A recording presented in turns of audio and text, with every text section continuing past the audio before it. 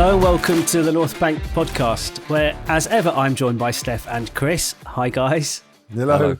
So, what we're going to talk about today, then? Shall we talk about cheese making? Cheese. Let's talk about cheese. How was that yesterday, Stef? It was because nothing else happened yesterday. It was good. Yeah, cheese making was good. We now know how to make cheese. Is there a follow-up course? Did you get a certificate? No, we got a takeaway of instructions, and we will be, Applying experimenting. them. Yeah. So we can expect some samples from your small holding at some point in the near future. A kind of North Bank Cheshire style cheese. North Bank, Norfolk. It's a soft goat's cheese, am I right? Well, you can do either. You can make hard cheese from it, and that's what the Cheshire style cheese. We've been making some soft cheese bits and bobs anyway, and it's lovely and it's very quick. Excellent. So, right, we'll catch up again. Join us next week for the Stilton cast. Yeah. Okay, so there wasn't the small matter of Arsenal, Newcastle at St James's Park yesterday. We're recording this on Sunday evening. So if I keep saying yesterday, it's Saturday. It's the game I'm referring to. And last season's result was the same, 1-0. But I suspect I have a very different sense after that game. And Arsenal fans, as a general fan base, get a bit of stick for being a miserable, whinging, conspiracist lot from time to time. And I dispute that. I refute that allegation, because when we lose, and we deserve to lose, I think we were very gracious and we accept that actually we didn't deserve anything from that game. We could have got a draw right at the very end. Declan Rice should have scored that chance. But we can't really look at that and think, oh my God, that's such bad luck. We were blooming awful. So you picked a good game not to go to, Steph. And I must congratulate you as well, because you did predict that scoreline. It probably says more about me that I went for the loss, and I was doing some psychological kind of self-defense mode. But I did worry about lightning striking twice, because I don't know, I feel like we are in a weird kind of part of the season where our performances are a little bit flat. You know, for all the positives around the Liverpool game, playing teams like Liverpool in the way they want to approach the game lends itself for us to perform a little bit better. Clive Palmer on the Arsenal Vision podcast, I think it was either in the run-up to or following the Man City game, said, it's games like that don't worry me. It's games where teams will set up defensively and hit us on the counter that we seem to not know how to solve. And Newcastle yesterday, I'm obviously thinking about what we were going to talk about here, executed their game plan brilliantly. They were organised, they were dogged and competitive. One of the most disappointing things from an Arsenal point of view is, and we laugh about Arteta saying we have to win our duels and all those sorts of things. We were terrible yesterday when competing in those 50-50s and one-on-ones. It was appalling at times, and I couldn't work out if it was bordering on, it crossed the line between looking very sort of tired and jaded, or maybe a bit arrogant as well. It was a really baffling thing. So yeah, well done Newcastle, who took their chance. All right, they didn't create a huge amount either, but I mean that goal, the cross was perfect. Isak's placement was perfect. Maybe we could have sniffed it out a little bit better defensively, but ultimately it was a really, really well executed cross from Anthony Gordon, who I thought was man of the match. I thought he was great for. Can we talk about him for a second? Anthony Gordon. He's played the majority of the season on the left for Newcastle, but they targeted our left back. Yep. And interestingly, the reason they targeted it was because they spotted a weakness for us where we get caught in transition. Think about the Martinelli, the Bournemouth goal. No, was it the Bournemouth goal? No. Liverpool. The Liverpool goal, yes. The Liverpool equaliser, the second goal. Same position. And Anthony Gordon picked us off again yesterday. Timber would wander into the midfield, and then, like you say, if the ball got turned over, they just had the freedom of the park on that side. It was infuriating watching it. My journey yesterday was a bit, obviously, interesting because I was trying to avoid the scores and the updates and everything like that, and then watched it later in the evening. But I don't know, I had this feeling in my stomach, but because I was watching it that way, that it was somehow just going to unfold terribly. I don't know, it was just weird. And then I'm just watching it go, we just didn't problem solve either. Like, I was watching it, 10, 15 minutes into the game, and I'm thinking, well, every time they get the ball, they switch it out to that side. But we're not learning the lesson of just getting Timber to sit in or getting Martinelli to help out a little bit more. Like, it was weird. It was like, again, either it was brain fade because we're just jaded from all these like big games that are coming thick and fast, or it was like, no, we're going to doggedly play the same way, and the players are going to take up these positions, and it's going to be very rigid, and we're not going to adapt. We'll go through the game a bit more piecemeal in a minute. But Chris, the team dropped, and it's Raya in goal, Partey at right back, White deemed not fit enough to start the game. Now, interestingly, Arteta said after the game that partly in defence of Partey at right back, that we don't have another right back. And that was a bit disingenuous to Timber, who is a very good right back. And we could have played Zinchenko or Miles Lewis-Skelly at left back. I've got a big issue with Partey playing at right back. I'm no footballing mastermind for spotting a problem with Partey at right back. I think it's clear for everybody to see. As good a season as he's been having, he's been having it in midfield. But it's not a problem. It's not necessarily even the problem he's having at right back. It's the problem of what we lose when he's not in midfield. Yes. That's the bit that annoys me. And Rice, Marino, Saka, Martinelli in a 4, I guess, and then Trossard and Havertz up front. Now, can I put in a little cheeky suggestion that we change Trossard's name to Drossard until such a time as he's benched and can start doing the business from the bench, because a first 11 starter he is not. He had, and this is a low bar he was setting prior to this game, but that was his worst performance, probably in an Arsenal shirt that I can remember, certainly this season. And Martinelli's not too far behind him either. And I think I messaged the group yesterday. I think Trossard and Martinelli are fantastic squad players, but they should not be starting a league title chasing first 11. They just shouldn't be doing that. Before you answer, Chris, or give me your kind of sense or takeaway after the match, I want to give you a couple of stats. In our last 5 Premier League games away, we've had just 37 shots collectively, cumulatively. Only Brentford have had fewer in the league, right? So we're not creating anything. Now, sounds like Captain Obvious here. But also the second stat, we've fallen behind in 4 of our last 6 Premier League games. We've gone 1-0 down in 4 of our last 6 Premier League games. We didn't do that. It took 31 games prior for that many games to see us fall behind in. So what's gone wrong? Fix that, Chris. Well, you can't pin it on Odegaard. And I said this to you yesterday, that there's only so much the Odegaard excuse will kind of run for me. I think and related to the team that he picked as well yesterday, he's leaning into something which kind of worked when we lost Odegaard, and he's stubbornly sticking to it without looking at, as you said, the back 4. Why not put Timber in his more natural position and bring in Zinchenko or even Kivior, who's naturally that left-sided. So for me, there is that kind of, in his mind, if it ain't broke, don't fix it. But for me, it just wasn't fluent enough to be sticking with. We didn't have a ball carrier. There was an imbalance again in midfield. You can't expect Trossard to do the number 8 job because he just can't do it. That's not his game. He's a sort of box player, really. I don't want to see him too deep.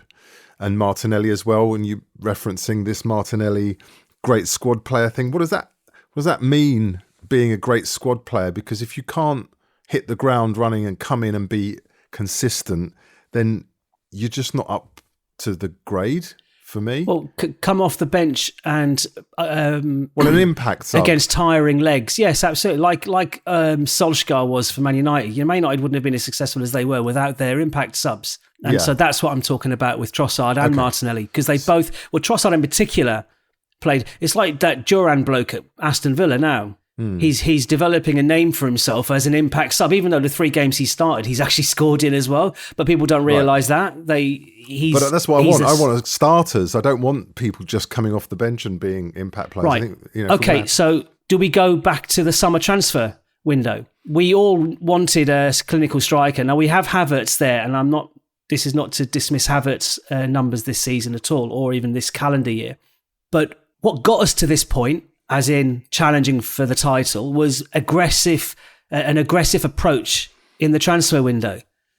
And we kind of took our foot off the pedal, Sterling being the shining example of that, sitting on the bench yesterday as an opportunistic loan pickup on transfer deadline day. And we kind of clung to that because there was nothing else.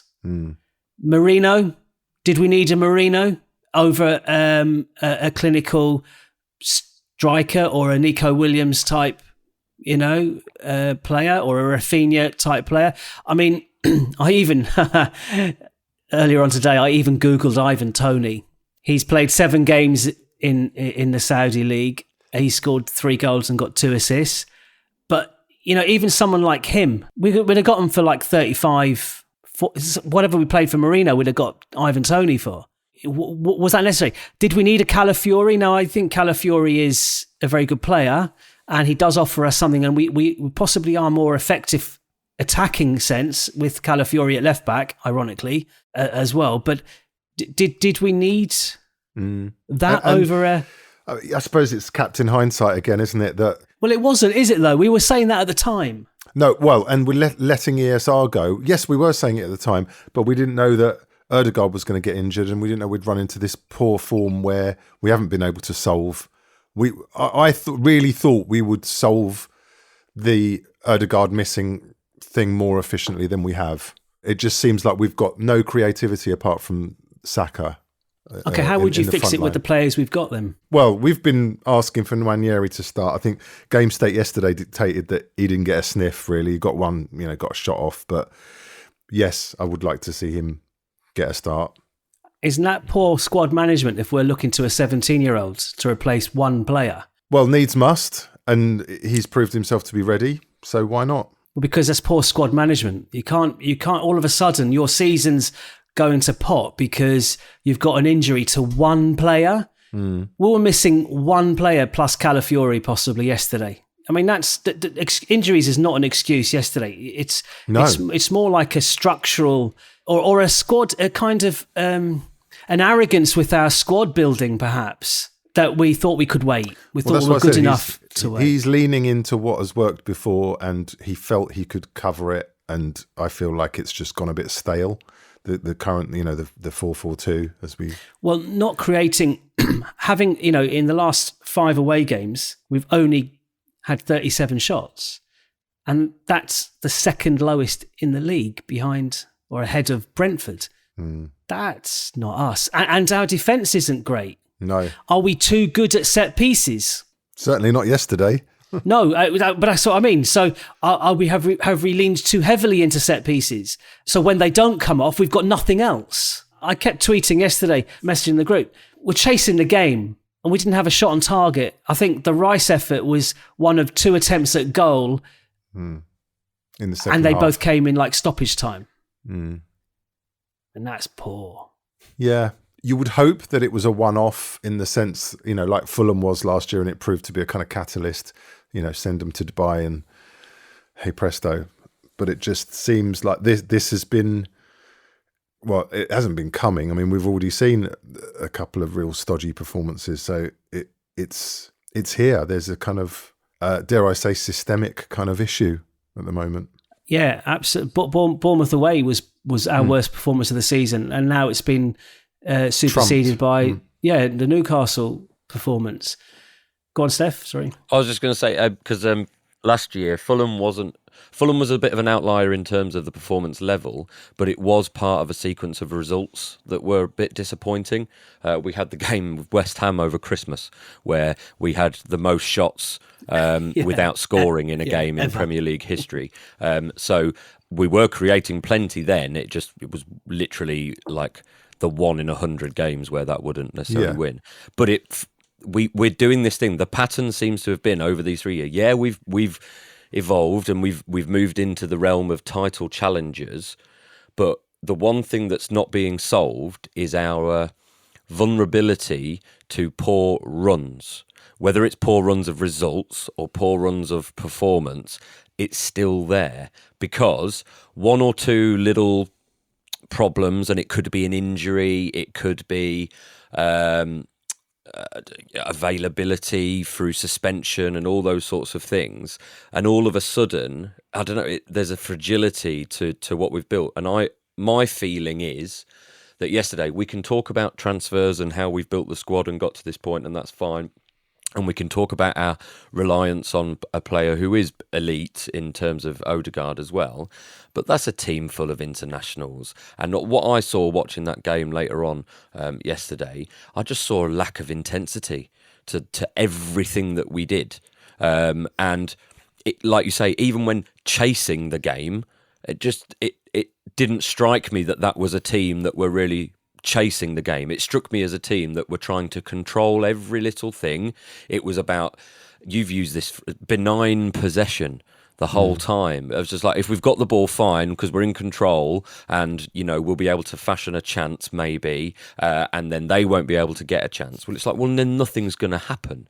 And just on a sort of lighter note, you were saying about messaging the group with all your sort of comments. Well, obviously I was on complete digital shutout, trying to avoid the game. So when I was then watching it, not knowing what you'd sent in the comments, I was watching it going, oh, Holly's going to be doing his nut about Trossard, because Trossard is literally just, nothing's coming off for him. No. Nothing. He's sort of trying, but it's just going nowhere. And yes, individually he had that performance as well, but it was also a collective thing. I didn't see a team that were fighting for each other. I didn't see a team that were particularly moving for each other and trying to work things out. It just felt so flat. And who's our creative player? What's our creative hub in that team? But they can be. Who? But they all can be. Havertz is a creative player. When have they been? Saka is a creative player. Should Saka be moving into the middle? Shut up. Saka is a creative player. Martinelli can be a creative player. But whether it's all a collective, brain fade, or whether it's a kind of weird, arrogant... I feel like everyone's far too isolated for a start, because we're just holding these positions and it's all too rigid and structured. Yeah. I don't see Martinelli as a creative player. If he's running down the wing, he can cut the ball back. That's it.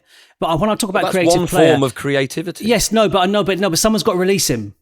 It's that position. That's the player that the Odegaard, the pre-assist, if you like. So the Nwaneri, the only other player we've got that can kind of Declan Rice thread it through. But but he's playing as a number 6. Well, so he's not going to do that. Therein lies my problem with the whole thing, because the one moment where you thought, hang on a minute, something's happening, and I said this when we previewed the bloody game, I got the bloody score prediction right, I got the team right, because I said that if White was not available, then it was going to be this team.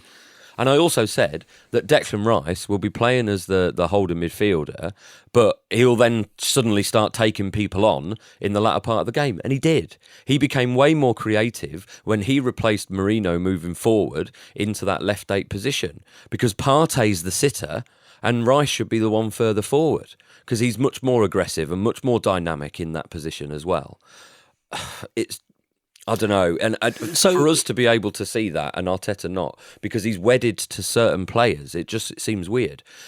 Look, every squad's got to have its functional players, but those players function so that the team can operate at a higher level. Kivior is a perfectly good defender, and if he gives you better structure and balance by playing him at left back and Timber at right back, do it.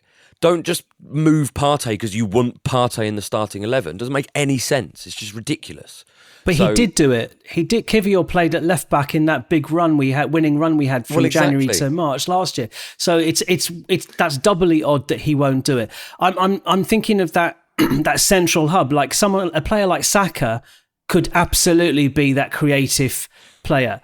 Why not move him into the Odegaard to replace Odegaard whilst Odegaard is out? And we've got plenty of players. Jesus can play on the wide on the right. Sterling can play wide on the right. We've got other players that can fill the gap that Saka leaves on the right. But to get Saka more involved in the game, he's got he's our one available, truly world-class player in an attacking sense. We know he can play every position on the pitch. Mm-hmm. We know he's got that ability. Why not? I mean, Drossard, he clearly hasn't worked in that position. He's got no creativity at all. I've said that all along. I don't see him as a creative player at all. I see him as quick feet around the box, get on the end of it, finish it, no problem. That's why he's a good impact sub. He's a final phase player. Yes, basically. He's not, and same with Martinelli as well. That kind of, with his burst of speed, he can get to the byline. He can cut the ball back when he decides he can use his neck muscles and look up and see what's available. Or he can get onto the end of it and occasionally hit the target and sometimes even score a really good goal. But again, he's not going to create anything. Our biggest creative outlet yesterday when we were chasing the game was Saka crossing it to no one in the box. Yeah. And ultimately, Declan Rice thought, well, I'm going to get on the end of one of these. And okay. It obviously became harder when we went one down because they just went, especially second half, they were 4-5-1. Every time they lost it, they just dropped deep. They played deep anyway. And what you really need is that to unpick the lock is someone who will run at them, a ball-carrying midfielder, which is exactly what we missed. And Rice, Emil. yes. There was no variety. No, and as you said, Steph, there's a rigidity there that, we're down. I was there screaming at the telly when we're 5 minutes to go, and we've still got the yips at the back. We've got the ball. They've backed right off. They're not pressing us, and we're still going, oh, should I play that? No. It was all very hesitant because no one wants to leave their post almost and have a go because of the way they've been drilled into playing. Yeah, that's on Arteta, yeah. And when it works, great. But when game state dictates that you have to take a chance, I mean, would he rather lose 1-0 than 2-0 at the risk of going for it to get a goal? I mean, the thing is in January he had no option. We'd had that bad run, and he was forced to take the handbrake off, if you like, and play round pegs in round holes rather than desperately trying to get all his better players on the pitch and kind of lose effectivity, or whatever that word is, efficiency in the attacking sense. Well, the other thing that I missed yesterday was England playing New Zealand in the autumn internationals in rugby. So I'd recorded both games, watched the Arsenal one first, and then switched over and watched the recording of the England game. And so there's two teams that I'm supporting, Arsenal and England. Two teams both lost, Arsenal and England. But I tell you what, I came away from the England performance against New Zealand energised because they took it to New Zealand. Did it work out? No, it didn't. And on another day, it would have done. But the bravery that they had in taking it to the opposition was commendable and entertaining and all those other things as well. And there is a staleness and there's something just not quite right with us at the moment. Is that Arteta's fault? I am getting to that point where I think it, so I'm going to say this, and I realise this is being recorded, and I'm going to regret it as soon as I've said it, but I'm getting Southgate vibes. When everyone was saying, well, Southgate's done a lot of good work with England. He's made us solid, he's made us effective, and he's made us a team that can do well at tournaments to a certain point. Because we don't concede many goals, is this sounding familiar?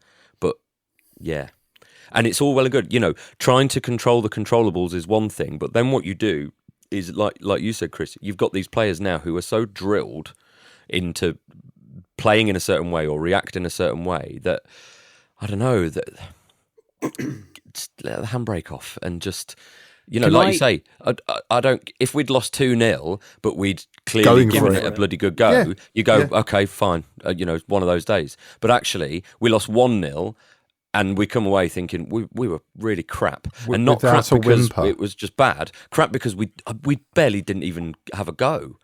But look, me and you, Holly, are teachers, and the one thing that winds me up more than bad behaviour and anger and all those sorts of things is kids who don't try. If you tried your best, well done. Gave it a go. Appreciate that. Well done. But yesterday just felt like there was nothing there. I felt bad for the thousands that had travelled all the way up there and supported the team, and just it was.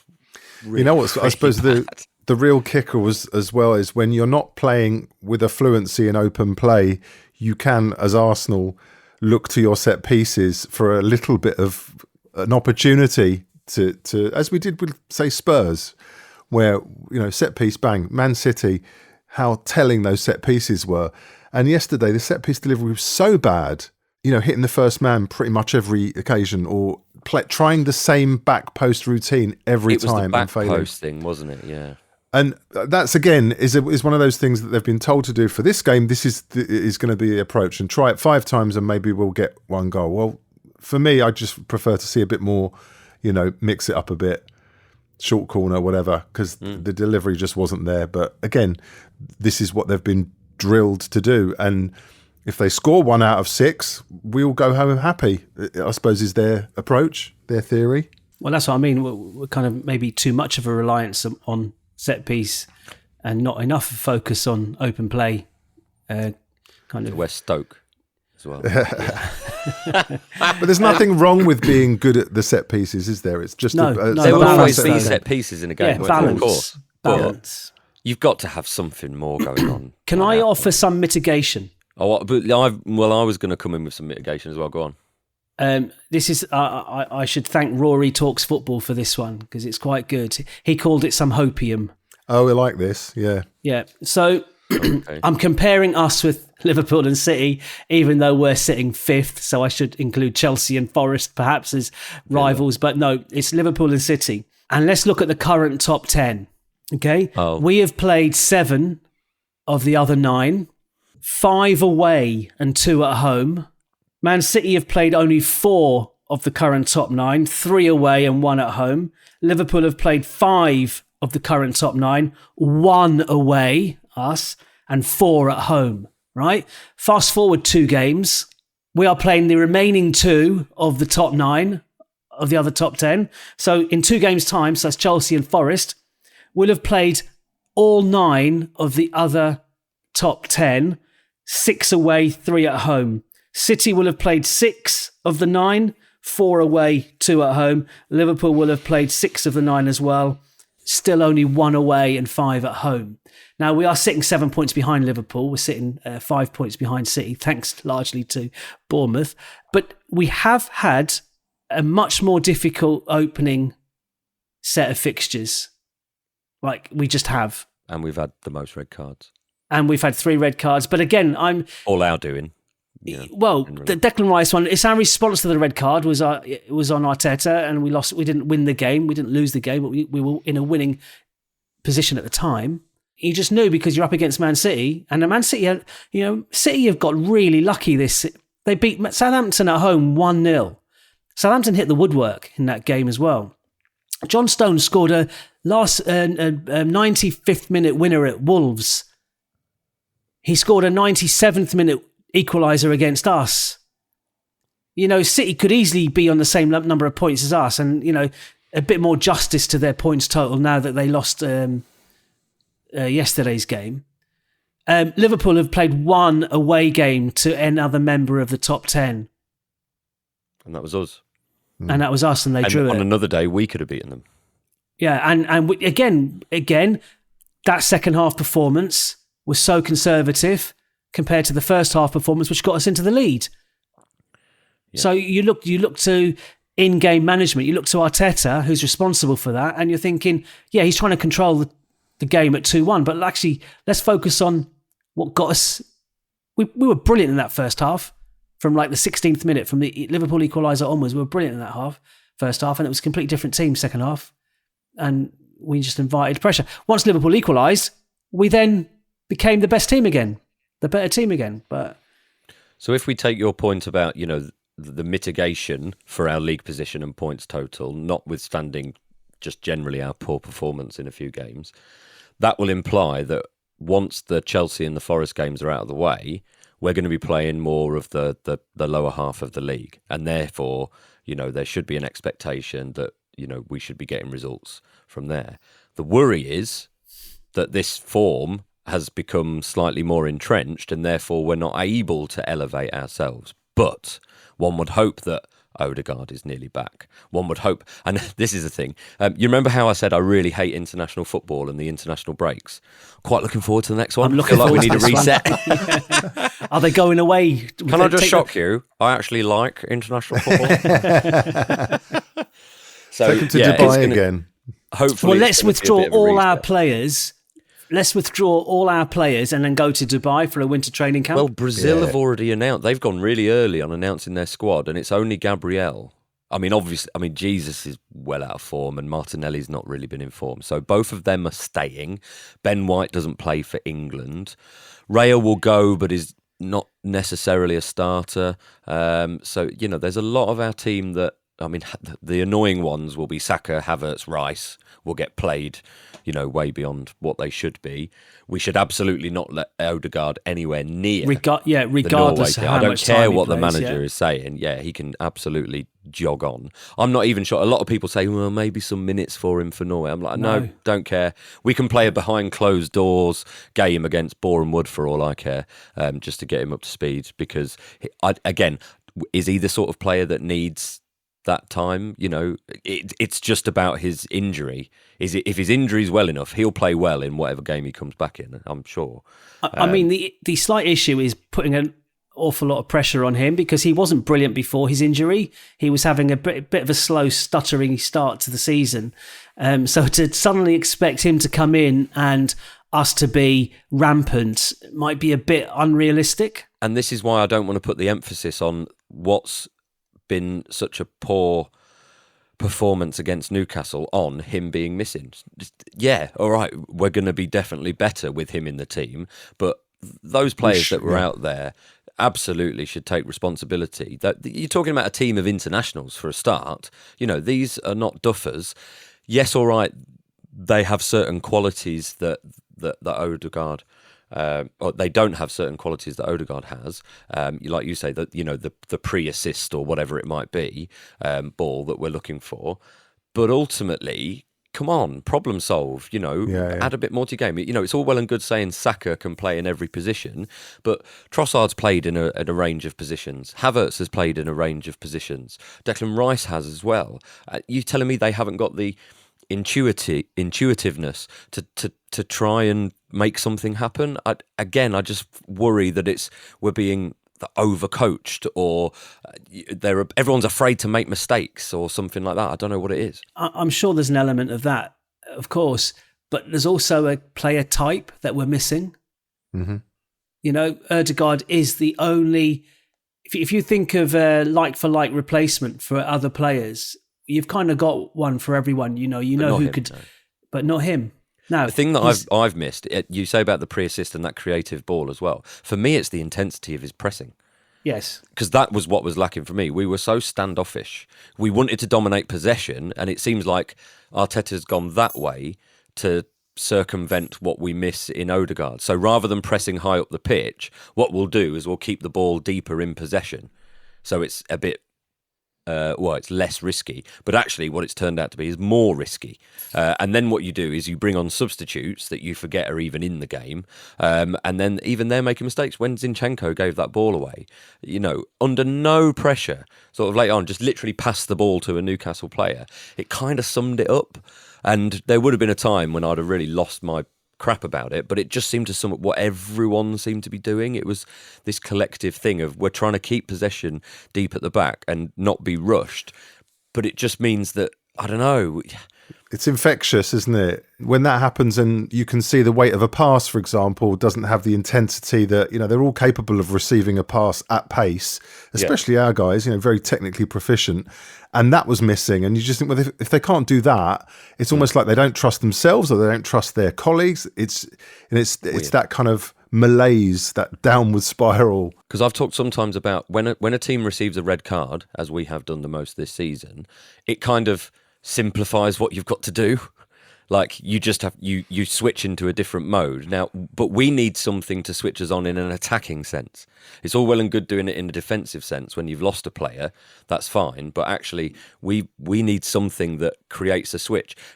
You would think yesterday, going behind, as we have done in, 4 out of 5 games or something like that in recent times, that would switch you on. It's like now we've got to chase the game, but we don't even seem to do that either. It's weird. So what is the fix? Well, I mean, it's a little bit of everything, isn't it? The players have to take some responsibility and step up themselves. Arteta needs to recognise that he does need to be a little bit more maybe flexible in his tactics or a little bit more adventurous in his team selection. And he needs to, that BS about, we've got no right backs, that's not going to wash, is it? So, yeah, that's a little bit of both. Was it Forest at home last season where we won 1-0 and set us on that? Did it set us on? What game set us on that big run in January? Burnley. My memory is that there was a home game. We won it, but it wasn't emphatic or anything. I want to say Burnley. Forest we beat 2-1 at the start of the season. Saka scored that brilliant goal. I can't remember because I was just thinking that we've got Chelsea away on Sunday and then we've got Forest at home after the international break, which won't be easy. Did Forest beat Liverpool at Anfield? Yep. This season, well, and they're third. I mean, but even then, you said about mitigating factors and that what Rory Talk said. The only team to have beaten Spurs at home is us. Before today, the only team to have beaten Villa in the league was us. The only team to have taken points off City at home was us. So we've got this weird, and this is the thing, we're in this weird headspace that we are still doing some things really quite well, and we're obviously still operating at a fairly high level. But we've just lost something in the margins that's probably going to cost us quite dearly. Well, do you think we are genuinely fatigued? I mean, can we be? I think I'm seeing it in a lot of teams for us to confidently say we're probably suffering from it a little bit as well. I know there's a huge discourse in the media about injuries because, Pep's whinging about only having 13 players or something like that. And, but lots of teams seem to have lots of injuries at the moment. And we've got an expanded European Cup competition. We had a Euros this summer that a lot of players are involved in. The workload of some of these players is going to be high. But that's not really an excuse because, our second 11, as it were, is a mixture of other internationals or very highly thought of, youth players. Precocious young talent. You can only excuse it so much. I think, yeah. And like you've said before, we wouldn't be so jaded if we were rotating properly and trying to utilise the squad better. It's like Havertz, who played the full 90 minutes twice for Germany and played full 90 minutes. And didn't he come on against Preston? Preston. Scored. Yeah. Like, why? I praised one of his runs because he was absolutely bursting to try and get through to a ball. But cracking goal as well. Because that's how he plays. Yeah. He shouldn't even have travelled. Not really. No. That's the modern athlete, Holly. That's what they would argue is the modern athlete needs to have their engine ticking over and 20 minutes at the end of a game like that when game state is... Yeah, I'm not sure he wouldn't get that in a training session on the Wednesday morning. Do you know what I mean? It's like there are a lot of muscle injuries. The Aston Villa Spurs game today, I think like 3 players went off with muscle injuries in that game. Yep. Spurs lost Van der Ven the previous game to another muscle injury. It's you can see the wear and tear on the players. It's not absolutely not just. I know we were sitting quite close to the top of the injury table, but yesterday we were missing 2 potentially from our first 11, and that's it. The other thing you have to factor in is the cognitive load of these games as well. Like you said, we've played, 7 of the top 10, so those games are going to be intense, and going to cause you to use a lot of cognitive load, and obviously playing against teams who are playing well, and they're in the top half of the table. Exactly, yeah. So all of that sort of factors in as well, and that's why a training session would be a good way to keep the physicality ticking over, but without the added stress of a live game, the concentration, the mental. Yeah, exactly, yeah. And travelling to Preston, as you know, Steph, it's a long way away. Havertz didn't need that travel. You've barely recovered. Well, no, absolutely. And I've had the cognitive load of making cheese as well. So I'm sure you were great. Okay. Hey. Chris, anything to close us off with on the Newcastle performance? As I said earlier about we need to figure out a way of playing without Odegaard that is efficient. As you've said, we can't make excuses when we've got 1 or 2 players injured. We just need to be more efficient and have different systems and handbrake off and less rigidity. I mean, is this where the actual fixture list does play its role?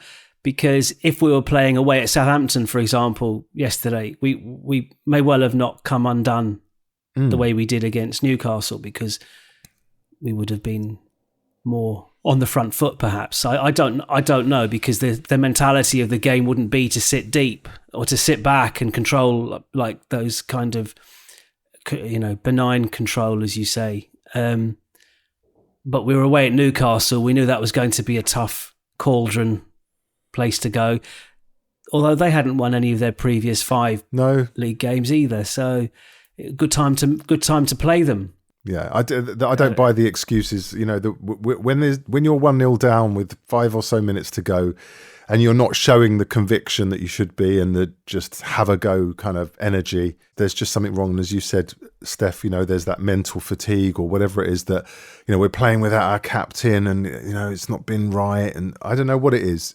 But it needs kind of fixing, really. And we're not paid the big bucks to work that one out either. No, exactly. We're going to sit back, arms folded, and wait for him to solve it. Yeah, entertain us, man. Come on. Now.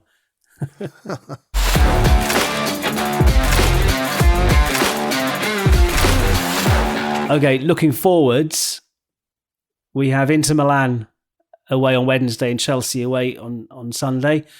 Chelsea drew with United 1-1. They looked okay, but I think that's a tough game for us at Stamford Bridge. Another mentally draining game that we have to get ourselves up for, where our confidence is going to be low. And that's going to be a problem. They're going to sense that. They're going to be up for it. Here's a question, seeing as we're looking at a Champions League game on Wednesday first, Chelsea on Sunday.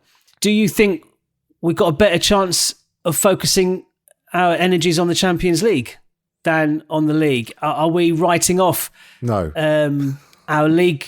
7 points behind Liverpool.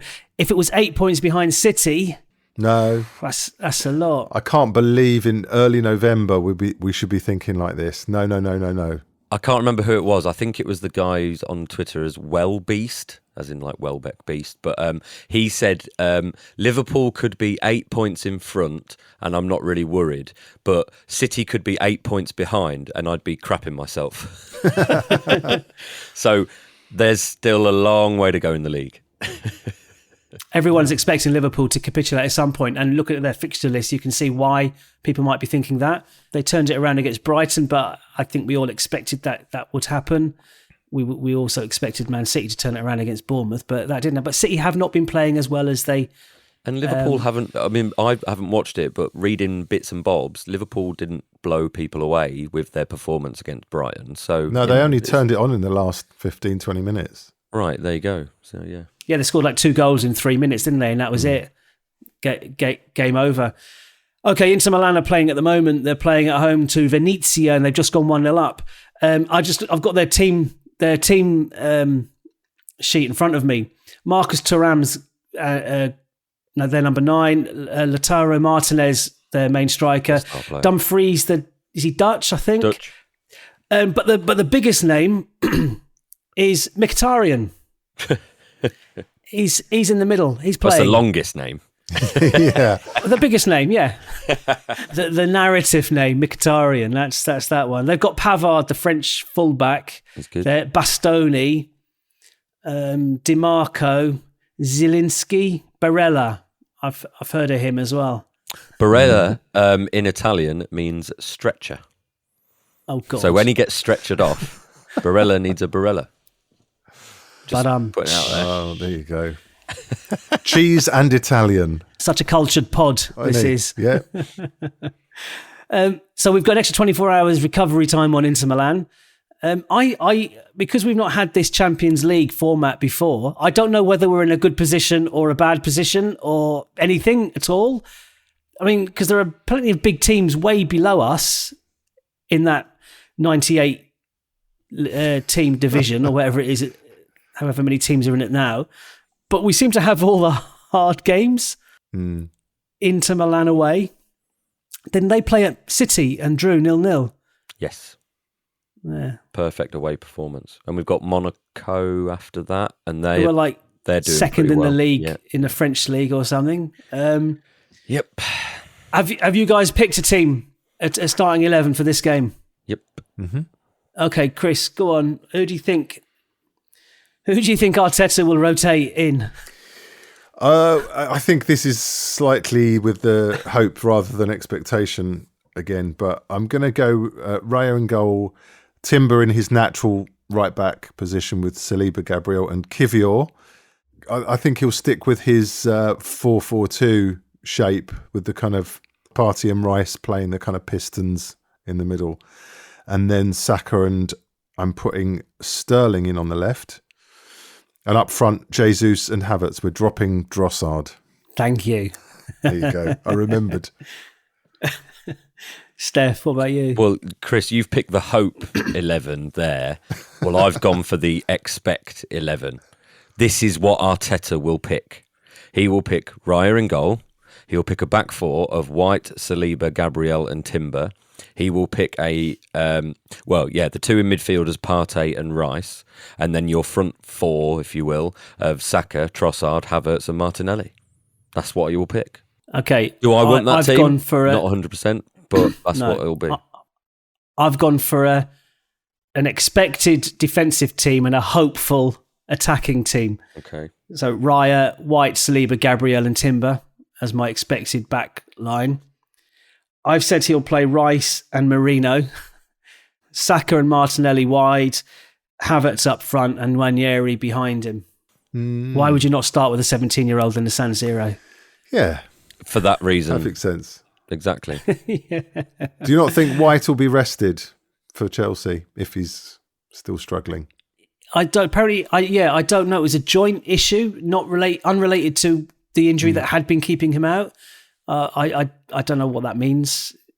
What minute did he come on yesterday? Just after half time, because there were no changes at half time. Yeah, well, no, we should have made. Should have done, no. Yeah. I mean, you There could see it was just so flat. I mean, I think it was about 56, 57 minutes. He did make the change. Yeah. He didn't wait an awful lot of time, but he could have done it at half time. And he needs to be more proactive, and it sends a message to the rest of the team as well. Yeah. The die was cast, but by the time he brought Nwaneri on 60 minutes, it was... Oh, yeah. He needs better minutes. Look at the minutes he's getting. Mm-hmm. They're right, when we need something like dramatic home against, was it Southampton? It was 2-2 and he came on and then we scored. Leicester, yeah. Yeah. Like, I don't expect him to play Nwaneri. Of course I don't. He won't. But I expect he listens to this, Arteta, and he'll stubbornly continue to pick Drossard. So you say Nwaneri needs better minutes. I'm not sure starting against Inter Milan away. Fair enough. Is that? But at the same time, but the game, home against Southampton or whatever team it was the better minutes that he could have given him. Well, look, I mean, he was always going to play in the Preston game. Like, fine, okay, and that's done him the world of good. But actually, he's operating at a higher level than that. So, yeah, we need to get him in. Yes, and he played in that Odegaard role, and he was kind of pivotal throughout the entire game. Everything went through him. And he's got nothing to lose. We are fully going to Inter Milan as underdogs. They are Stamford Bridge. They are and probably Stamford Bridge as well. Yeah, they are a very, very good European side. And Lautaro Martinez is an absolutely brilliant forward, and Thuram seems to give him that focal point as well from this season. So it will be a tough thing. So actually, why not play someone who's got that kind of youthful naivety? And where the pressure won't be on them, because look, if Nwaneri goes there and doesn't really do much, that's fine. He's a kid. Absolutely. No one's going to point a finger at him. No one at all would point that at him. And like you say, in an attacking sense, if he was a defender and he makes a rick and it leads to a goal, well, that comes with its own sort of pressures. But he's not likely to be in that area. So go for it. Can you imagine how he might feel in the starting 11 walking out at the San Siro? Do they play in the San Siro now? Yeah. Inter Milan. Is it the San Siro still? Well, they're in debates. I don't know. Imagine walking out there. I don't know the ins and outs of it, but obviously both clubs want to redevelop or rebuild. But the local Milan government are basically saying that the San Siro is a kind of listed building. So they don't really want to mess around with it too much. So what becomes of that, I don't know. I hope they keep the San Siro as it is for a while, because I've not been and I would like to go. Score? Oh yeah, we're doing scores. I haven't even thought. Okay, Chris, score. 1-1. Steph, 3-1 Inter Milan. 3-1 Inter Milan. I'm being confident. I'm giving us 1.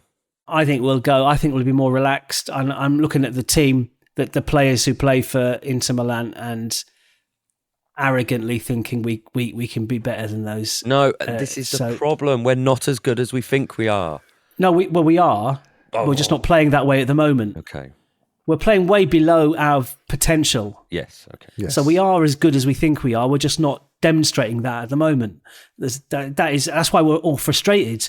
Mm-hmm. If yesterday's performance was par for us, we'd be like, okay, fair enough. That's where we are at the moment. That's who we are at the moment. But we know yesterday's performance was so many levels below where we should be, where we have been, and where we can be again. That's where the frustration comes. So we are as good as we think we are. We're just not playing that way at the moment. We'll win 2-1. That's a boy. Yeah, I'm not for turning me. Except when it comes to Trossard. No, since he lost me celebrating that goal. Because then I remembered the open goal miss against Villa, the cocky little git. If you're that bloody good and deserving of a team, don't miss that, because that cost us the league last season. He's cost us 5 points this season, you could argue. And I just didn't like that arrogant non-celebration of that goal. I didn't like it. I thought, what sort of... That's the first hint of a lack of team cohesion, or not everybody buying into the same message. That was the first kind of crack, if you like, in that kind of spirit that Arteta has done very well to foster. Also epitomised by Saliba telling him to do the goggles celebration. yeah. Literally raging at him. You've got to do it. You've got to do it. Yeah. Okay. Well, Sunday 4:30 kickoff is Chelsea, so we'll catch up again on Thursday evening and have a little look back at the Inter game, but primarily a glance forward to the Chelsea game, where I'm pretty confident we will be welcoming the international break with open arms for the first time this season. But yeah, any final thoughts on football? Or? I'll just add as well to the Inter game, it would be nice to see Odegaard on the bench. Well, the rumours are that he's earmarked that, unless there's a breakdown in training prior to that he'll be on the flight at least, and that'll be a boost for the team. But yes, massive. On the bench, probably not even coming on. No, but just part of the whole... Yeah, come on for 20 minutes against Chelsea, maybe. game state dependent. Like if we're 4-0 down, don't bother. Are you going to the Stamford Bridge, Steph? Nope. Okay. Nope. Didn't apply for that one. Never really. It's going on an advanced cheese course. Well, on that, my any other business was going to relay a couple of stories from yesterday, because in trying to avoid all the scores, it felt quite liberating, first of all, not to have my notifications on my phone, and that was a nice little sort of detox. Plus, we were in the midst of like Suffolk, so there was no bloody internet anyway. But on the way back, we stopped off somewhere to get some like animal feed and whatnot. And in the shop that we were paying in, they had a little radio on the go at the side of the till. And all I heard while we were stood there was the words lunchtime kickoff. And you and ran. I literally just turned, started walking away from the till, going la la la la, literally out loud. My wife's having to explain to the cashiers. Look, he's often like this. He's often like this. He's trying to avoid the football scores. He's recorded it. He's going to watch it and get home. I'm just going la la la la la la, and then walk back. So that was nearly a big giveaway. But in my head, I'm already going, well, that's not going to be the lead story if we bloody won, is it? Then I'm doom like mongering in my head basically from there. And anyway, get home, start watching it, and it's the most boring game of football. We go 1-0 down, and in the second half, I got so like tuned out of the bloody thing anyway that I wrote some things down. Do you want to hear what I wrote? Is it poetry? It's not. Oh, I mean, you could read it as poetry, maybe. Read it as poetry. Or rate it as poetry. It was sort of building on the cheese puns that we were thinking about the other day. Oh wow! We're not as great as we think we are. Ooh. If we create so few chances, we rely on a slice of luck. Everyone is in meltdown. We're losing belief. Not quite at the praying to Jesus stage. Whee. It wasn't a Gouda day, although City losing made it cheddar. At least the away end could be curd. Newcastle were jalapeno face. Jalapeno face. It's painful. I had to take a run. It's at that like one. witnessing a descent into madness. Say You're spiralling. Newcastle were. I have a phone number you could phone. Newcastle were jalapeno face, saying to Arsenal, "It's Nacho Day. Don't shed a tear. We will be back." Oh. Well, I think, Chris, if you can put in a little fake applause at some point at the end of that, that'd be good.